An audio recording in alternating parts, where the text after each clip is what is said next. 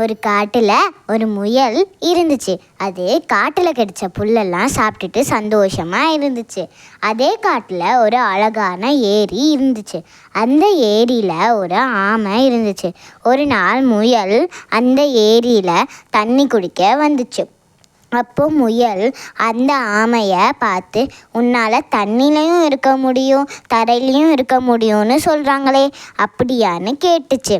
அதுக்கு ஆமையும் நீ சொல்கிறது சரிதான்னு சொல்லுச்சு. உடனே முயல், சரி அப்படின்னா நீ நாளைக்கு கரைக்கு வா, நமக்குள்ள ஒரு போட்டி வச்சுக்கலாமா அப்படின்னு கேட்டுச்சு. அதுக்கு ஆமையும் சரின்னு சொல்லிச்சு. அடுத்த நாள் முயலும் ஆமையும் போட்டிக்கு தயாராக இருந்துச்சு. அப்போ முயல் அங்கே தூரத்தில் ஒரு கம்பத்தில் கொடி கட்டி இருக்கும்.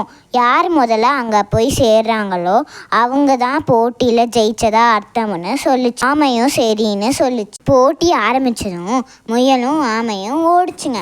முயல் வேகமாக ஓடிச்சு, ஆமை மெதுவாக நகர்ந்து போச்சு.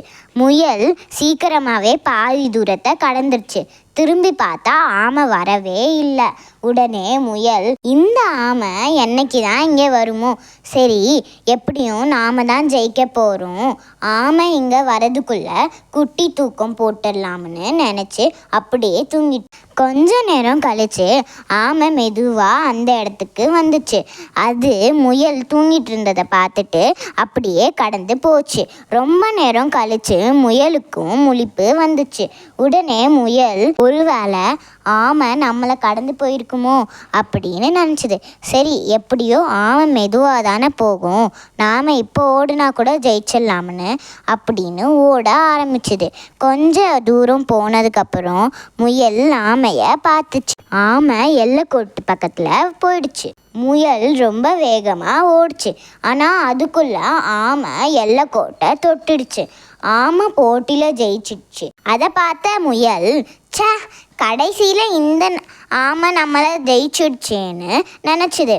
உடனே முயல் ஆமைக்கிட்ட, சரி நான் தான் ஏதோ கொஞ்ச நேரம் தூங்கிட்டேன், அதனால தான் நீ ஜெயிச்சிட்ட, நம்ம வேணால் நாளைக்கு இதே போட்டியை திரும்பியும் வச்சுக்கலாமான்னு கேட்டுச்சு. அதுக்கு ஆமை, சரி வச்சுக்கலாம், ஆனால் தரையில் இல்லை தண்ணியில் அப்படின்னு சொல்லிச்சு. அதை கேட்ட முயல், என்னது தண்ணிலையா, எனக்கு நீச்சல் தெரியாதே, நான் வரலப்பா, இனி உன்னை எந்த போட்டிக்கும் கூப்பிட மாட்டேன், ஆளை விடுப்பா அப்படின்னு சொல்லிட்டு ஒரே ஓட்டமாக ஓடிச்சு.